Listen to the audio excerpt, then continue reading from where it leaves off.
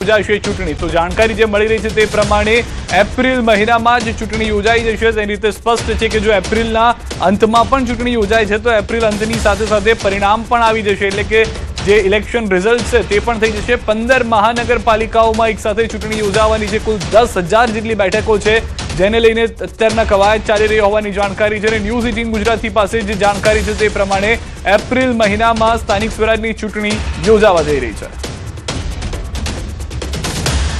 સૌથી વધારે મહત્વની વાત એ છે કે અત્યારના જે અધિકારીઓનું શાસન લાગુ છે, કારણ કે ટર્મ જે છે તે પૂર્ણ થઈ ચૂકી છે। અલગ અલગ પાલિકાની અંદર પણ આપણે જોયું હશે કે જિલ્લા પંચાયત હોય, મનપા હોય, ચૂંટણી એક સાથે યોજાવાની લઈને તૈયારીઓ કરવામાં આવી રહી હતી અને મનપા, પાલિકા, જિલ્લા તાલુકા પંચાયતની ચૂંટણીઓને લઈને મહાનગરપાલિકાના સત્તાધીશોની ટર્મ પૂર્ણ થઈ ગઈ છે। હાલ મહાનગરપાલિકામાં વહીવટદાર શાસન ચાલી રહ્યું છે અને જે નવી બનેલી મહાનગરપાલિકાઓ છે તેની પણ ચૂંટણી જે અત્યારના ટર્મ પૂર્ણ થઈ ગઈ છે તેની સાથે, એટલે કે એક સાથે જે 15 મહાનગરપાલિકાની ચૂંટણી યોજાશે। વધુ માહિતી ન્યૂઝ 18 સંવાદદાતા પ્રણવ પાસેથી મેળવીશું। પ્રણવ, શું જાણકારી મળી રહી છે સ્થાનિક સ્વરાજની ચૂંટણીની તારીખોને લઈને?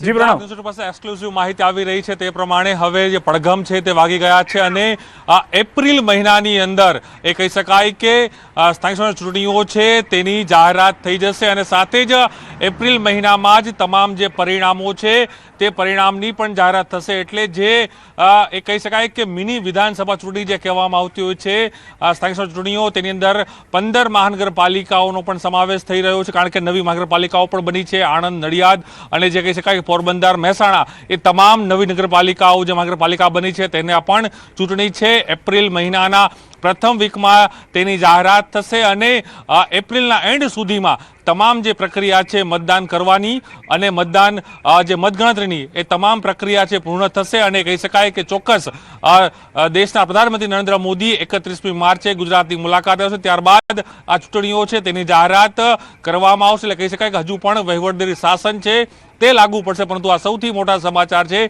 કે એપ્રિલ મહિનાની અંદર ગુજરાતમાં ચૂંટણી। જી પ્રણવ, આભાર। તો એપ્રિલની શરૂઆતમાં ચૂંટણીની તારીખો જાહેર થશે અને અંત સુધીમાં મત ગણતરી પણ થઈ જશે, તે રીતનું આયોજન કરવામાં આવી રહ્યું હોવાની જાણકારી।